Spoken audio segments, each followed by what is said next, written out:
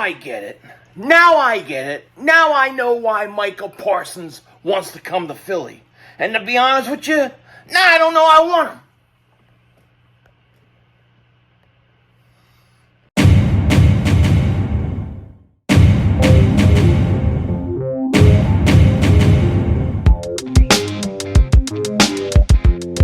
Dallas still stinks. Yo, by the way, Dingbat here. Hope everybody's having a great day. Hope you guys are doing well. Hope you're hanging in there. So, you know what? For the life of me, over the last few months, I have been trying to figure out, why does Micah Parsons want to come to the Philadelphia Eagles? What is the reason why he would want to come to Philly? It's got to be more than he's just from Pennsylvania. It has to be more to it than that. There has to be something to it. And today, it hit me like a ton of bricks. Like a lightning hitting me in the head.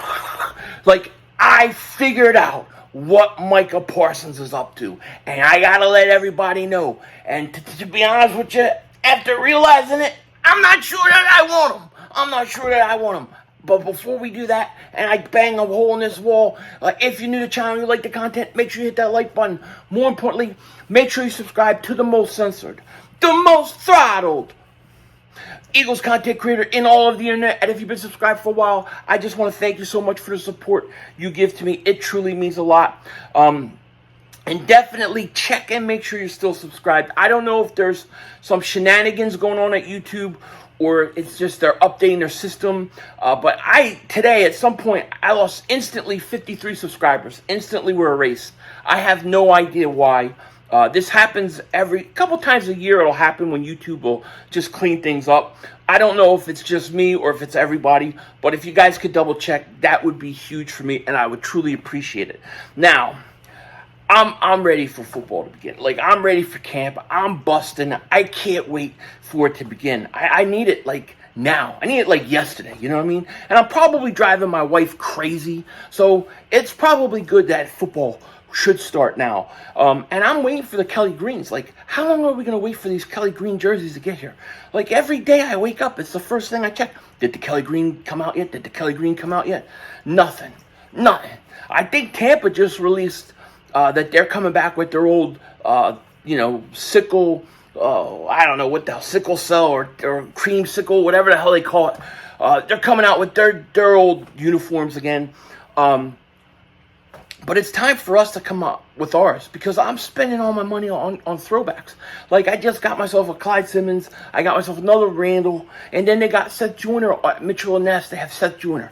And I'm like, dude, I've wanted a Seth Joyner jersey for a long, long time. I might have to go and get that before I get Devontae Smith or something. They need to do something soon, man. I'm telling you, they need to. And I don't know why they would wait. They could be making a lot of money. Did you see this already? Get this. NFL top 10 jersey sales in June feature 2 Alabama players. Guess who one of those Alabama players are? Yep, you know it. It's Jalen Hurts. Jalen Hurts. Top NFL jersey sales in June. Here's a little bit of what they said.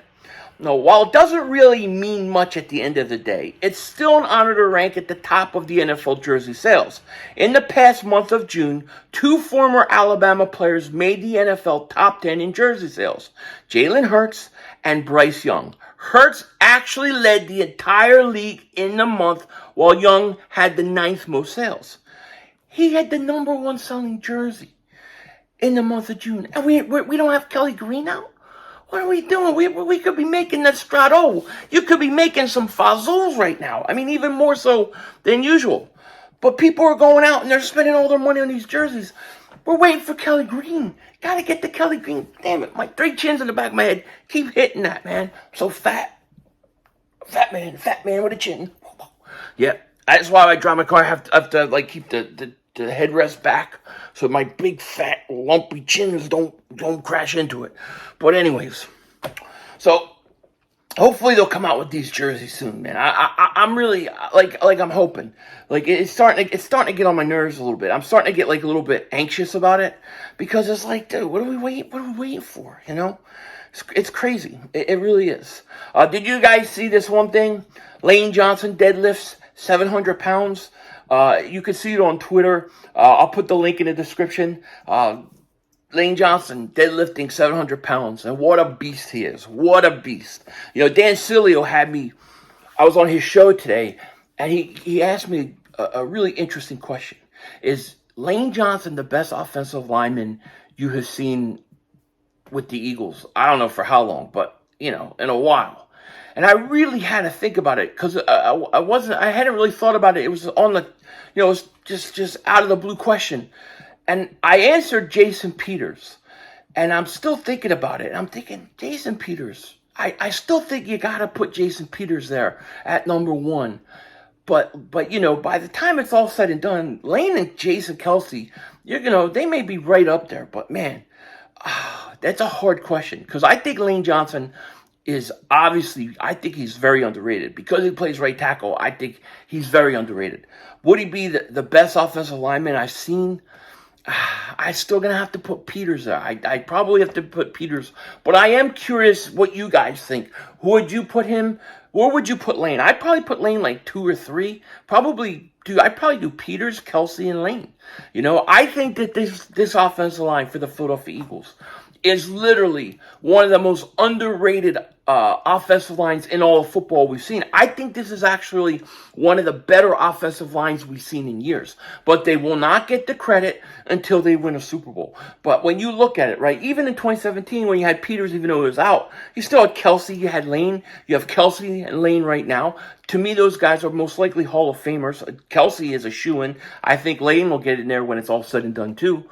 Then you got the young guys, Jordan Mailata and Landon Dickerson, who are going to go off and set their own career marks. This offensive line, it's the number. Not only is it the number one in football, but literally it's underrated, and it's one of the best offensive lines that we have seen I think since the '90 Cowboys. And I know that's crazy, but I think the Washington in the '80s with their line with the Hogs, and then I think Dallas's offensive line in the '90s, and I think this Eagles offensive line is right up there. I really do. And hopefully, when it's all said and done, they'll get the credit they deserve. And that leads me to this last point. As I was watching Lane Johnson deadlift, like I'm curling donuts. Like he deadlifts 700 pounds, I'm curlifting donuts. Michael Anthony wears the fitness workout routine, curling donuts. But as I'm watching it, I'm thinking to myself, man, Lane Johnson, he beats the crap out of Micah Parsons, doesn't he? He's deadlifting 700 pounds. He really has kicked his butt. And then as I was saying that, I saw this on Twitter.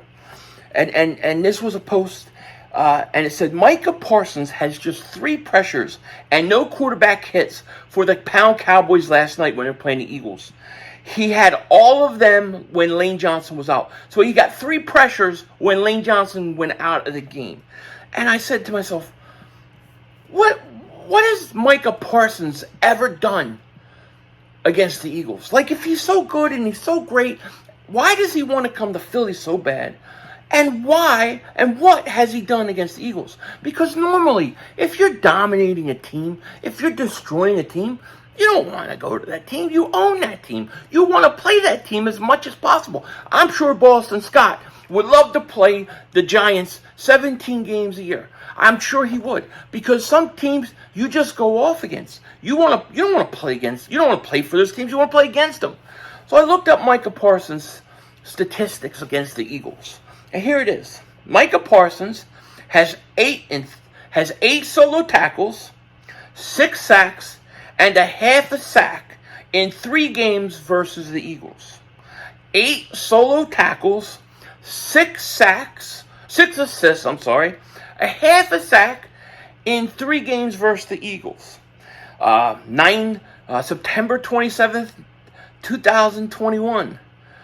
3 tackles, 1 assist, 4 combination tackles, half a sack. October 16th, 2022. 3 tackles, 4 assists, 0 sacks. Micah Parsons, Christmas Eve. 2 tackles, 1 assist, 3 combination tackles.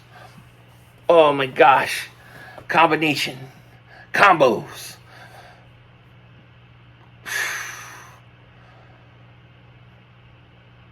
You know what that means, right? I mean, you understand what we're looking at, right? He stinks against the Eagles. He absolutely stinks against the Eagles.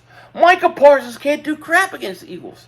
No wonder why he wants to come to Philly. It just hit me today. The guy wants to come to Philly because if you can't beat him, join him. That's what it is. Now I got to tell you, I don't want him. I didn't know if I would want him anyways, but now I'm definitely, no, I don't want him. He can't do anything against us. No. Why would I want him? The Eagles dominate him. They dominate the Cowboys' best player on the team. And then you have Mark Holmes doing videos. Hey, Eagle fans, what if? What if your team stinks? What if your team don't make the playoffs? It's like, dude, why do you do the video on what if your team stinks? What if your team don't make the playoffs? Why are you doing it on our team? We have high expectations. We don't have low expectations for our team. We hold our team to a high standard. And you should hold your team to a high standard. And if you can't, then you're already going to make excuses for them. They're going to just keep losing every year. And that's what happens to Cowboys. But now I get it. Now I understand why Micah Parsons is wearing Philly jerseys, why he's wearing Sixer jerseys, why he's in Philly. I understand. I knew it was more about being from Pennsylvania. It's the fact that the Eagles dominate him. They dominate Micah Parsons. The Eagles are his daddy. The Eagles are Micah Parsons' daddy. He has 8 tackles, 6 assists, and a half a sack in 3 games versus the Eagles. That's what I call domination. Domination. If the Cowboys play the Eagles, one thing you know, Micah Parsons ain't going to do anything against us. That's bad news for the Cowboys. That is a bad stat line. And I know they got that win on Christmas Eve only because Jalen Hurts didn't play. But the truth be told, the Eagles own Micah Parsons. They absolutely own him. And this is not me just conjecturing. This is absolute fact. Micah Parsons is owned by the Philadelphia Eagles. And guess what? It's not going to change anytime soon. Eagles have the best offensive line, and they take the Cowboys' best player they've had in 20 years, and they make him look like crap. To the point he wants to come play for the Eagles. You got to love it. And there's no coming back from that, Mark Holmes. With that said, take care. Talk to you later. Of course, don't be a dingbat. Remember, it's how we vision. We're all just living in it.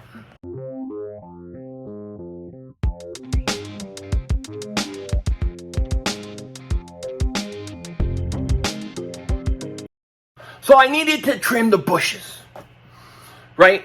I needed to go trim the bushes, but I had an old bush trimmer that was a plug-in that you just plug in and you had to have a cord. So I needed a new bush trimmer. Pause. I know what you're thinking. I'm talking about my outside bushes. Pause. So I go and I wanted to get a battery operated bush trimmer, right? So it could trim the bushes and get rid of all that bush, and it could be, it could be nice and clean. So I go to Home Depot, I buy a battery-operated bush trimmer.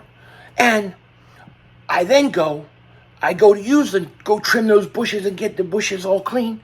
And I open the box, I take the bush trimmer out, pause, I'm talking about outside bushes, pause. And I plug the battery in, I take it out of the box, I go to plug the battery in, there's no battery. There's no battery. Where's the battery? I look and there's this little print, like real small. You need like a little telescope. I don't know what the hell those things are called, but you need one of those, Sherlock Holmes big glasses, magnifying glass. That's what I'm thinking of. You need a magnifying glass to read it where it says battery not included. It's like, you gotta be kidding me. So I go back to Home Depot. I buy batteries, right? Battery packs. Come home, take the batteries out. There's no charger to the battery pack. There's no charger, and there's no way to charge it. So I have to go back out and buy a battery pack. So I had to go 3 times to Home Depot so I could trim some bushes and make it clean outside. I mean, what is this world coming to? If you buy something, it should be able to take it and be able to use it. So they should have come with a battery and a way to charge the battery. If you want extra batteries, you could go out and get extra batteries and you get extra charger. But to do that and make you have to buy 3 separate things. Oh, and the batteries were as much as the bush trimmer. Totally ridiculous. Giant pause for this whole thing. Denzel Washington out.